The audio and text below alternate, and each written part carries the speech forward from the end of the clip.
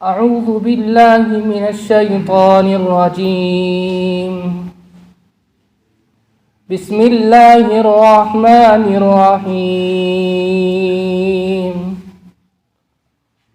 أرأيت الذي يكذب بالدين فذلك الذي يدع اليتيم ولا يحض على طعام المسكين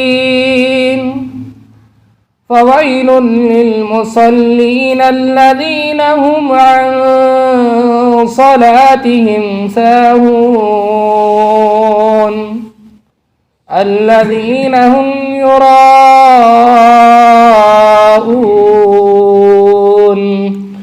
ويمنعون الماعون. صدق اللہ العظیم.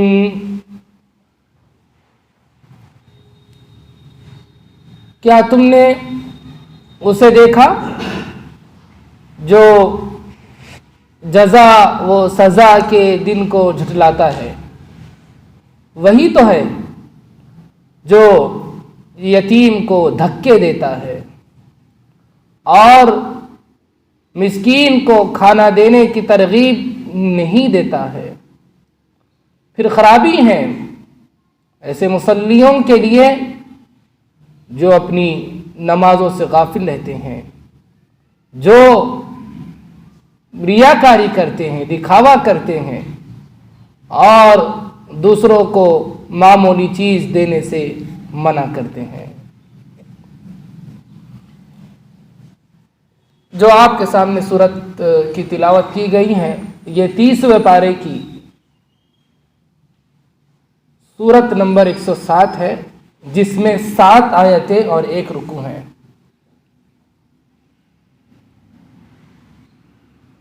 اس سورت کا نام سورہ ماعون ہے، جو مکی سورت ہے، جو مکۃ المکرمہ میں نازل ہوئی.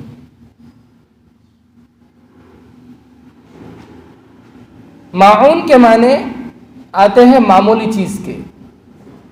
معمولی چیز وہ چیز جس کو ایک انسان کو دوسرے انسان سے عاریتاً لینا دینا پڑتا ہے. جیسے کھانے وغیرہ کے برتن، اس کی ضرورت پڑ جاتی ہے ایک انسان کو دوسرے انسان سے. اگر گاؤں والے ہیں تو کلہاڑی وغیرہ کی ضرورت پڑ جاتی ہے. کھیت والے ہیں تو پھاوڑے وغیرہ کی ضرورت پڑ جاتی ہے. اور آج کے دور میں سمجھا جائے تو موبائل کا چارجر ہے، بستر ہے، چارپائی ہے. اس چیز کو ماعون کہتے ہیں. اور اس صورت میں جو ماعون کہا گیا ہے وہ زکوٰۃ کو کہا گیا ہے، کیونکہ زکوٰۃ بھی ایک انسان جب دیتا ہے تو اپنے مال کا 40واں حصہ دیتا ہے، جو نسبتاً کم ہی ہے، قلیل ہے. اور اس میں معاون یعنی معمولی چیز کو اس میں معاون کا تذکرہ آیا، اسی لیے اس کا نام معاون رکھ دیا گیا. اور مفسرین نے قاعدہ بیان کیا ہے کہ تسمیۃ الکل بالجزء الاشہر، کہ پوری صورت کا نام رکھ دیا جاتا ہے اس صورت میں جو مشہور کوئی جز بیان کیا جا رہا ہو. جیسے ہم کوئی صورت لے لیجئے، لیلاف قریش کو لے لیجئے، قریش کی بات کی گئی تو اس کا نام وہ رکھ دیا گیا. سورۃ الفیل کو لیجئے، فیل کے معنی ہاتھی کے آتے ہیں، تو اس میں ہاتھی والوں کا تذکرہ ہے، ابراہا کا، اس کا واقعہ بیان کیا گیا، تو وہ اس کا نام ہاتھیوں کا تذکرہ تھا، ہاتھیوں کا نام اس کا نام وہ رکھ دیا گیا. یعنی جو جز مشہور ہوتا ہے، اشہر ہوتا ہے، اس صورت کا نام وہ رکھ دیا جاتا ہے. تو یہاں پر معاون کا تذکرہ ہے، اور معاون کے معنی آتے ہیں معمولی چیز، حقیر چیز جو کمتر ہو، جس سے ایک انسان کو دوسرے انسان سے کیا ہوتا ہے، سابقہ پڑتا ہے لینے دینے کا. اور اس صورت میں منافقین اور کفار کی خصلتوں کا بیان ہے.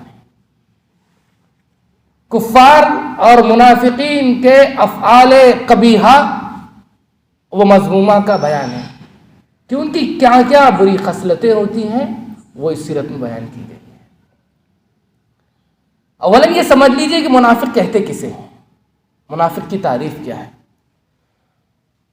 اور یہ بھی سمجھ لیجئے کہ منافق ہر دور میں ہے، ہر زمانے میں رہے ہیں، حتیٰ کہ نبی کریم صلی اللہ علیہ وسلم کے زمانے میں منافقین پیدا ہوئے ہیں، اور اللہ تبارک و تعالیٰ نے نبی کریم صلی اللہ علیہ وسلم کو ان منافقین کے نام بتا دیے تھے۔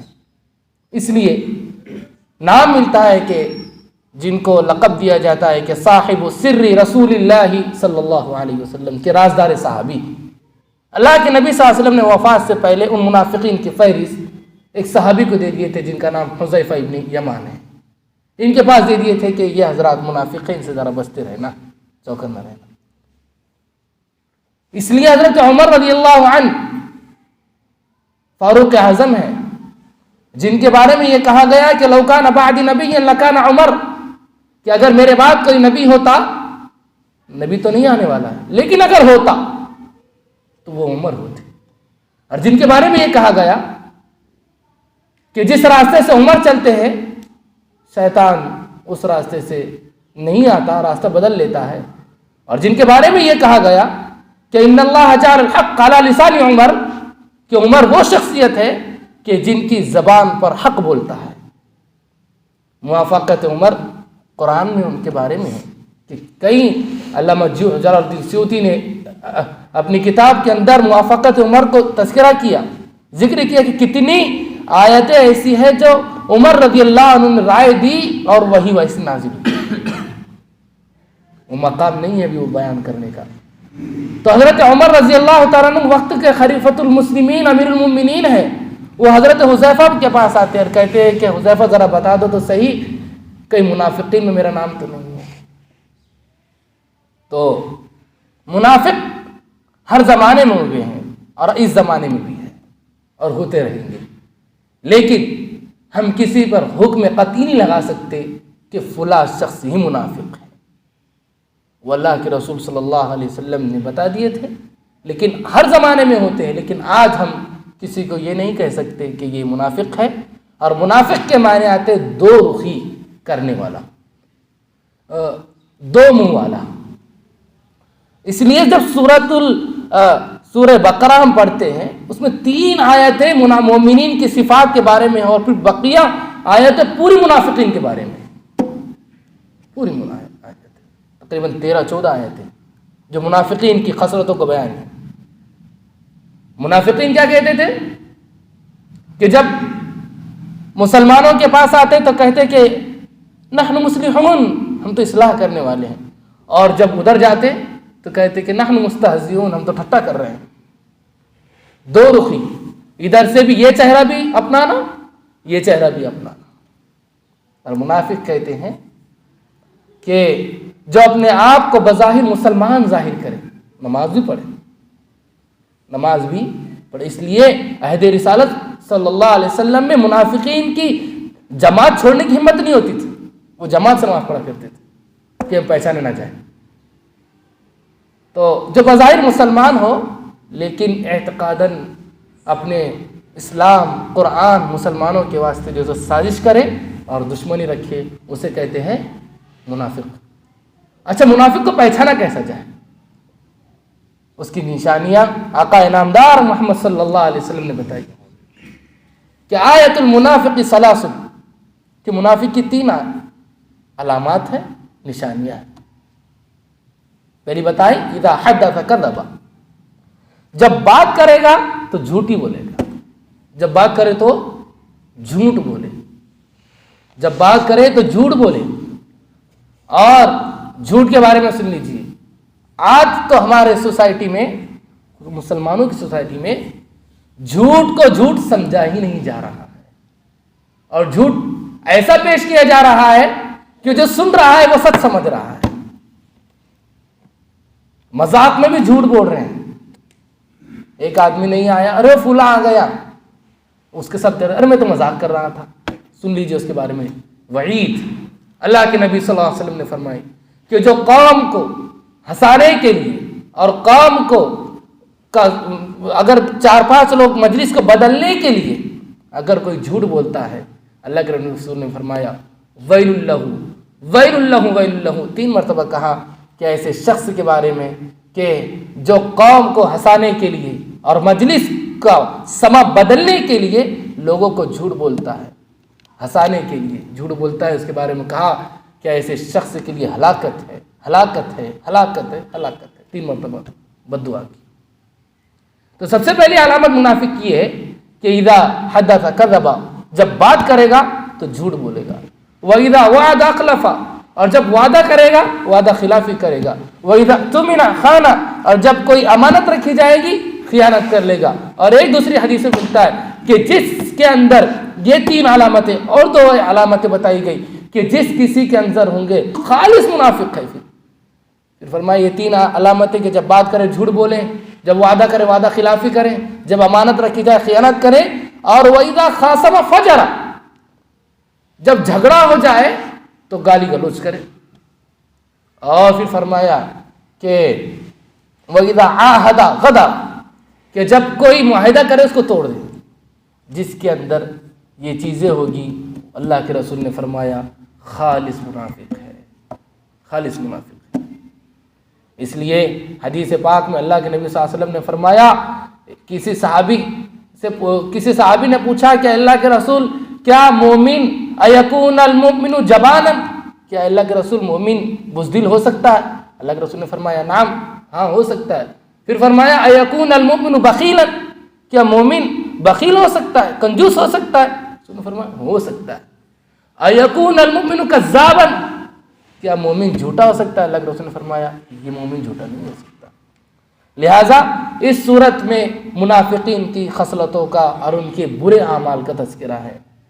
اللہ کے رسول صلی اللہ علیہ وسلم سے خطاب ہے اَرَأَيْتَ الَّذِي يُكَذِّبُ بِالدِّينِ، کیا تم نے اسے دیکھا جو دین کو جھٹلاتا ہے؟ اب دین سے مراد یہاں پر جزا و سزا کا دن مراد ہے، یعنی ہم سب کا ایمان ہے کہ مر کر دوبارہ زندہ ہونا ہے، پل پل کا حساب دینا ہے، اور یہ صفات اسی کے اندر ہو سکتی ہے جو منکر آخرت ہو، جو آخرت کا انکار کرنے والا ہو۔ کون سی صفات؟ فَذَلِكَ الَّذِي يَدُعُّ الْيَتِيمَ، کہ یہ جو یتیم کو دھکے دیتا ہو، یتیم کو دھکے دیتا ہو۔ یہ آیت کا بیک گراؤنڈ ہے، مختلف روایتیں ملتی ہیں۔ یہ روایت ابن جریج کہتے ہیں کہ ابو سفیان کے بارے میں نازل ہوئی۔ ابو سفیان ہر ہفتے ایک اونٹ ذبح کیا کرتا تھا۔ کیا کیا کرتا تھا؟ ایک اونٹ ذبح کیا کرتا تھا۔ ایک یتیم اس کے پاس آ گیا، یتیم لڑکا، اور یتیم کہتے ہیں جس کے دنیا میں باپ نہ ہو، یتیم کہتے ہیں جس کا دنیا میں باپ نہ ہو، اور ایک یہ بھی معنی آتے ہیں کہ جس کا ماں باپ نہ ہو۔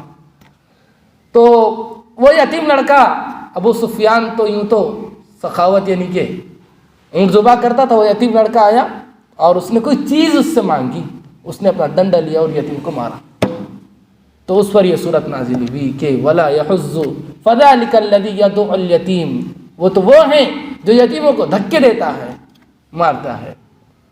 اور یتیم کے فضائل اور یتیم کی فضیلتیں اتنی ہیں، آقا انعامدار محمد الرسول اللہ صلی اللہ علیہ وسلم نے ارشاد فرمایا کہ انا وکافل الیتیم کہاتین فی الجنہ واشار بالسبابۃ والوسطى وفرج بینہما شیئا۔ اللہ کے رسول صلی اللہ علیہ وسلم نے فرمایا کہ میں اور یتیم کی کفالت کرنے والا، یتیم کی پرورش کرنے والا، یتیم کو اپنے زیر تربیت لینے والا، یتیم کی دیکھ بھال کرنے والا جنت میں اس طرح ہوں گے۔ اور آپ صلی اللہ علیہ وسلم نے اپنی 2 انگلیوں کا اشارہ اس طرح کیا اور کہا کہ اس طرح ہوں گے، اور دونوں کے درمیان کچھ فاصلہ رکھا۔ یتیم کی فضیلت کے بارے میں اللہ کے رسول صلی اللہ علیہ وسلم نے فرمایا۔ اور یتیم کے معنی یہ آتے تنہا، کہ جب ماں باپ دنیا سے چلے جاتے ہیں تو بچہ کیا ہو جاتا ہے؟ تنہا ہی ہو جاتا ہے۔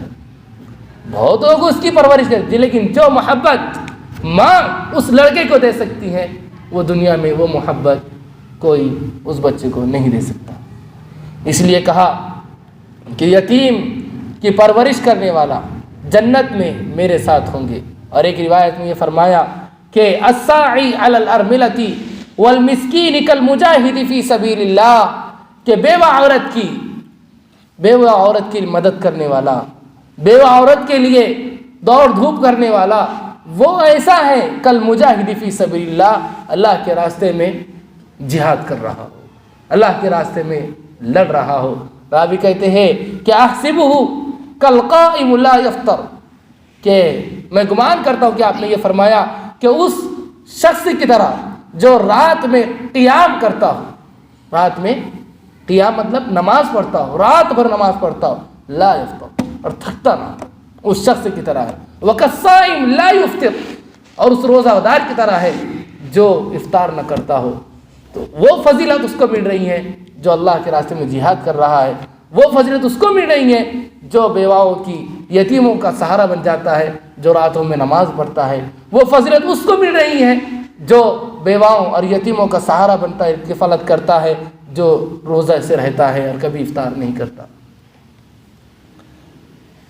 اس لیے ہم لوگ کبھی بھی یہ نہ سوچیں کہ ہمیں جو رزق دیا جا رہا ہے یہ ہماری قد الیمین، ہماری ہاتھوں کا کمایا ہوا ہے، بلکہ ایک روایت یہ ملتی ہے کہ حضرت سہل بن سعد رضی اللہ عنہ فرماتے ہیں کہ را سعد فضلا علی من دونہ، ہم کے سعد رضی اللہ عنہ جو تھے ذرا مالدار تھے، تو وہ اپنے سے کم، جو مالدار تھے ان کو اپنے سے کم تر سمجھتے تھے، تو اللہ کے رسول نے فرمایا هل تنصرون وترزقون الا بضعفائکم، یاد رکھو تمہیں جو رزق دیا جاتا ہے نا وہ تمہارے بہت چال بازی اور تمہاری چرب زبانی اور تمہاری محنت کی وجہ سے نہیں، الا بضعفائکم، تمہارے کمزوروں کی وجہ سے تمہیں رزق دیا جاتا ہے۔ ہمارے گھر میں بزرگ ہوتے ہیں، ہمارے گھر میں بچے ہوتے ہیں، ہم کسی کی تربیت، اپنے کفالت اپنے ذمہ لیتے ہیں تو گویا وہ انہی کی برکت سے ہمیں مل رہا ہے۔ لہٰذا اس سے یہ بھی معلوم ہوا کہ ہمیں یتیم کی کفالت کرنی چاہیے، یتیم کو دھکے نہیں دینا چاہیے۔ وَأَمَّا السَّائِلَ فَلَا تَنْهَرْ، قرآن نے خود کہا کہ تم کسی مانگنے والے کو جھڑکو نہیں۔ كَلَّا بَل لَا تُكْرِمُونَ الْيَتِيمَ وَلَا تَحَاضُّونَ عَلَى طَعَامِ الْمِسْكِينِ، سورہ معارج میں بھی یہی بیان ہے۔ اس لیے یہ منافق کی خصلت ہے کہ یا تو خود نہیں دیتا، خود نہیں کھلاتا، اور ولا يحض على طعام المسکین، اور دوسروں کو ترغیب بھی نہیں کرتا کہ یہ دوسروں کو، یتیم کو کھلائے یا ان کی تربیت کو اپنے ذمے لے، ان کی کفالت کو اپنے ذمے لے، یہ بھی نہیں کرتا۔ یہ جب خود نہیں کرتا تو اس سے بڑا کنجوس کیا ہو سکتا ہے کہ جو خود نہیں دے رہا ہے تو اس کا یہ تو کام ہے کہ وہ ترغیب تو کر دے۔ تو منافق تو یہ ہوتا ہے نہ خود کھلاتا ہے نہ دوسروں کو اس کی ترغیب دیتا ہے۔ اس لیے قرآن کریم میں اللہ تعالیٰ فرماتے ہیں کہ سب سے زیادہ اگر عذاب ہوگا جہنم میں قیامت کے دن تو وہ منافق کو ہوگا۔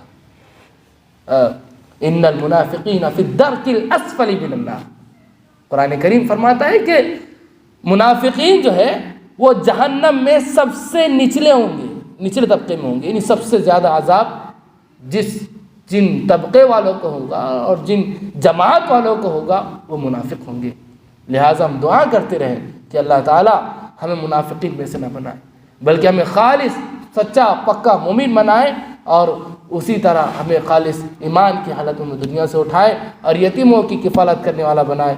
اور بھی احادیث ہم اس کو آئندہ کے لیے مؤخر کرتے ہیں، تشویق الی المؤخر، یعنی کہ اس کو اور اس کے فضائل یتیم کے بارے میں، اور پھر فوائل للمصلین کی تفسیر انشاءاللہ اگلے ہفتے بتائی جائے گی کہ کن لوگوں کے لیے ہلاکت کی بد دعا کی گئی، یعنی فوائل للمصلین، ہلاکت اور مصلیوں کے لیے جو اپنی نمازوں سے غافل ہوتے ہیں۔ اب غافل ہونے کا مطلب کیا ہے، وہ نمازی کیا کرتے ہیں، کس طرح ان کا عمل ہوتا ہے، انشاءاللہ آئندہ ہفتے بتایا جائے گا۔ اللہ تعالیٰ سے ہم دعا کرتے ہیں کہ اللہ تعالیٰ ہم سب کو ان کہی گئی باتوں پر عمل کرنے کی توفیق عطا فرمائے۔ سبحان اللہ و بحمدہ، سبحانک اللہم و بحمدک، نشہد ان لا الہ الا انت، نستغفرک و نتوب الیک۔ سبحان ربک رب العزۃ عما یصفون وسلام علی المرسلین والحمد للہ۔